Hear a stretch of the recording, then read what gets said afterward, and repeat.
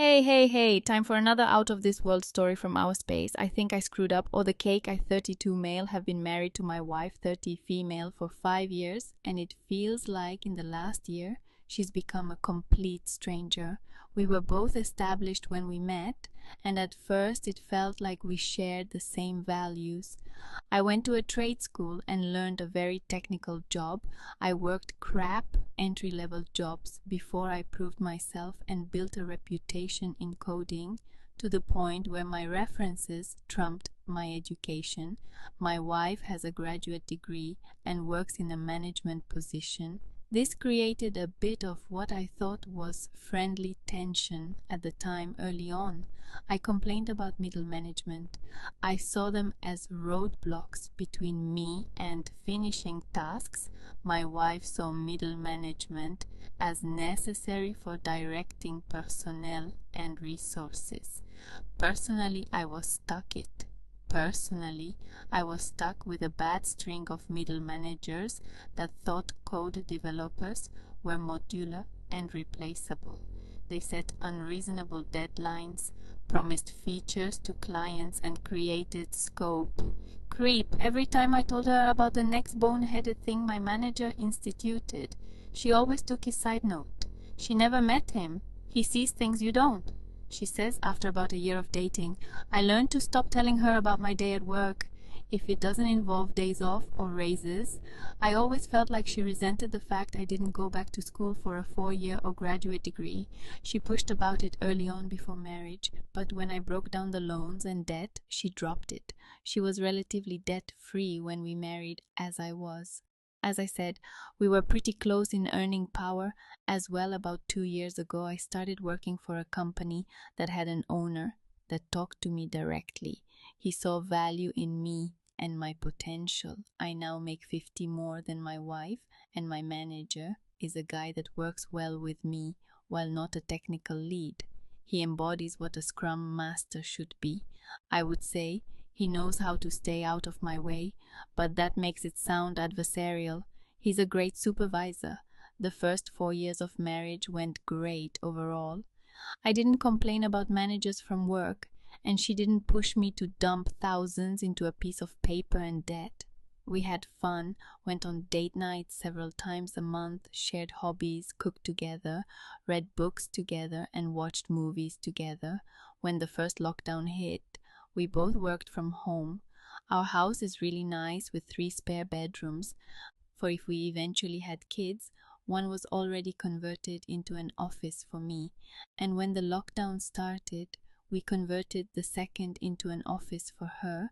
We both telecommuted, but we both had very different philosophies about it. I would get up, make breakfast, shower, shave, dress in a suit, then walk into my home office. I hate suits and ties, by the way, but it does put me in the mental state of, okay, this is work for me. My wife, however, rolls out of bed, eats breakfast, brushes her teeth, puts on a t-shirt and sweatpants, and goes into her office with the iPad to play Candy Crush between emails. I guess I see it as work from home and she sees it as work from home. I digress. It's the weirdest thing how proximity can create distance. She has several meetings a day, and I can tell because she keeps her door wide open and I can hear them. I have 1 meeting a day, a scrum, and it's short. I closed my door for mine 5 months ago. She said she felt insulted that I closed my door for the daily scrum.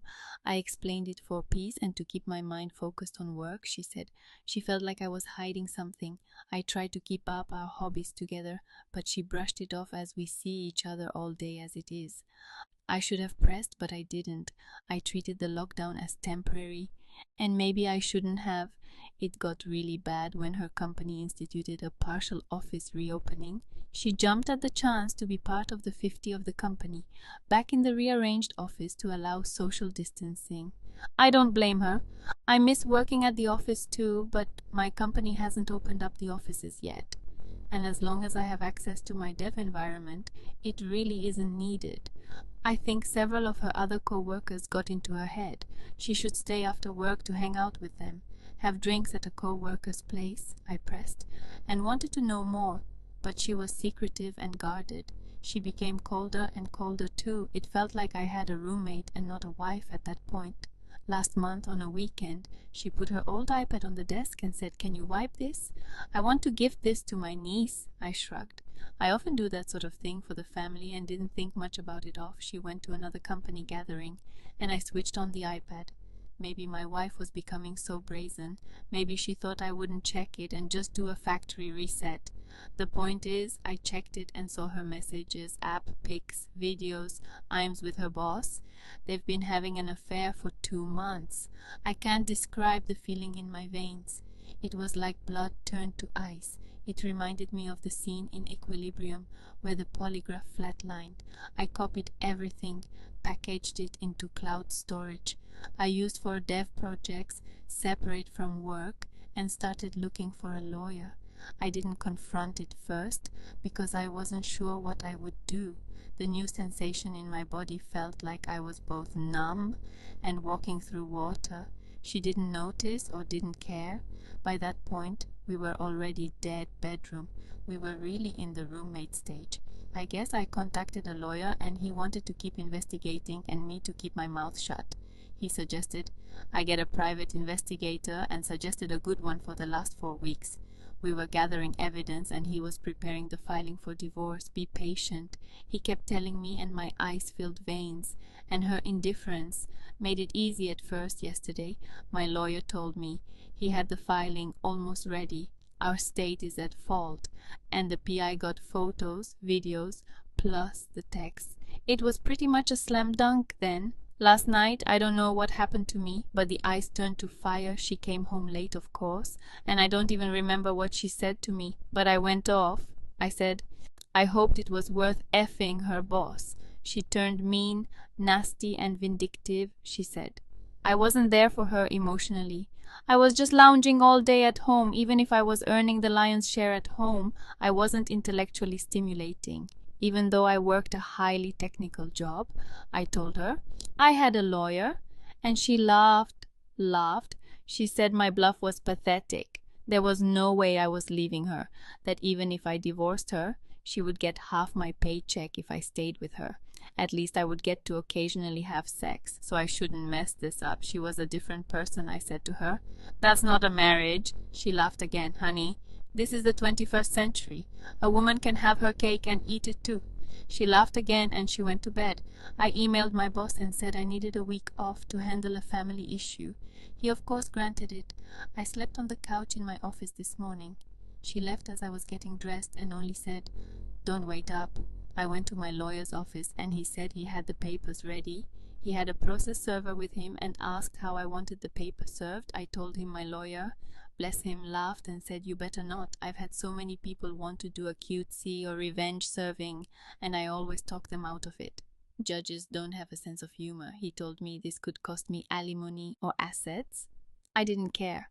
Her words burned me. I wanted her burned back. The lawyer did his best to keep telling me not to, but he relented when he saw how serious I was about this. The process server. He heard my idea.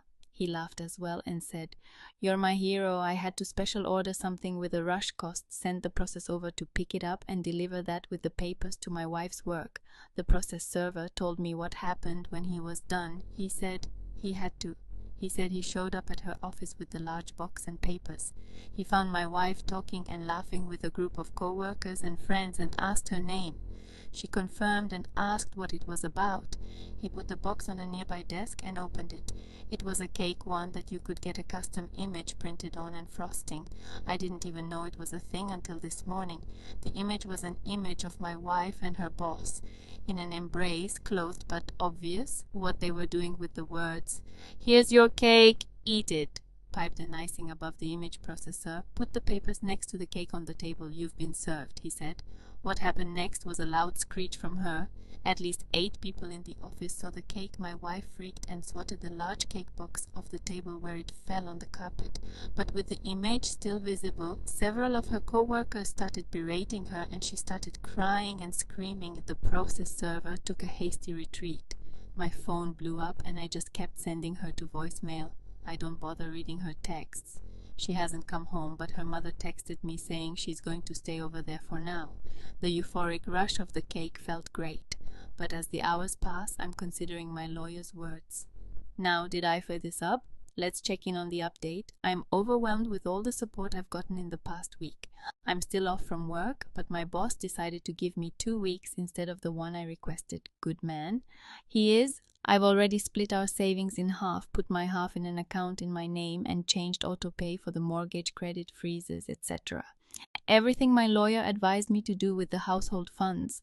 First off, we have no kids. Second, I'm seeing a therapist to help me. I found one that is well versed in helping with infidelity, seen him twice, and I'm feeling a lot more balanced out.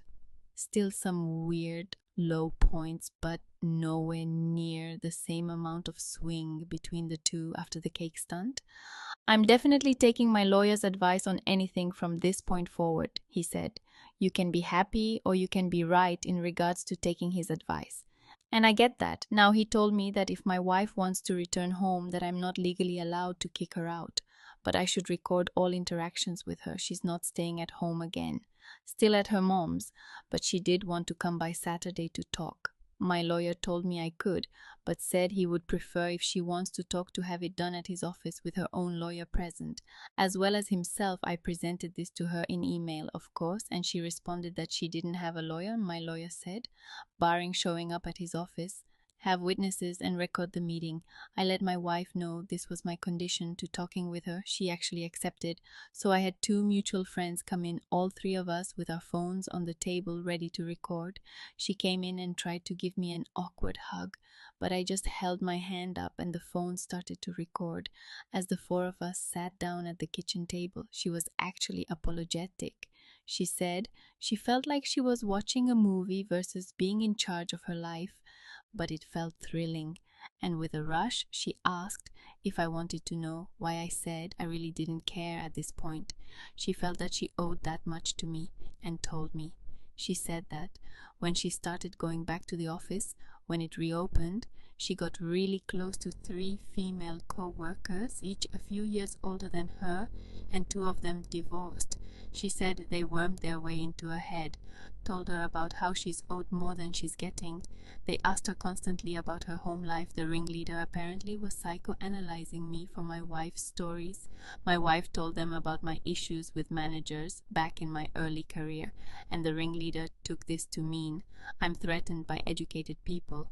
The ringleader told her that I was a submissive male and she needed to take charge man in her life, that if I found out I might have shouted and threatened, but get in line. My wife still has her job for now, but only just the people that saw the cake was my wife, the 3 witches, her affair partner or boss, and according to her 2 other co-workers that were lateral to her. The boss immediately ended the affair, told her to only communicate with him in email, and that if she ever tried to show up in his office alone, he would call in a co-worker immediately. The 3 witches turned on her immediately and publicly berated her for doing such an awful thing. The other co-workers, according to her, didn't want to get involved with her soap opera, so no reports to HR. She said her 3 friends doing a 180 on her immediately sort of shook her out of her fog. She seemed really ashamed and said she had to ask for $5,000. I was confused because there was money left in her account. I made it a point that she had it. She was living with her mom. She didn't have any major expenses. It turns out the ringleader and the 2 other witches wanted to be paid for their silence. They're blackmailing her and giving her a deadline lest HR will know all the sordid details. She was pleading for help. I told her that there is no going back to normal after this. Everything will change, that if she bends now, it will be more money later. Best for her to report herself, her boss and her co-workers. It would work better than having sleepless nights waiting for the knife to fall. She seemed to hem and haw on that, but she did finally ask the big question. What about us? Where does that leave us? I told her. There was no us, that's done. And she best get herself that lawyer to go over the divorce. The best I can do is tell her how to handle her work situation, but she most likely needs to find another career after this. I also said she needs to go to therapy herself, because someone who would go to laughing in my face to pleading for help a week later needs help sorting themselves out. She pointed out the cake, and all I said to that was, Yeah, I'm seeing someone for that. She left soon after that. No word on if she will follow my advice or try to pay her co-workers blackmail. Why is it always the co-workers?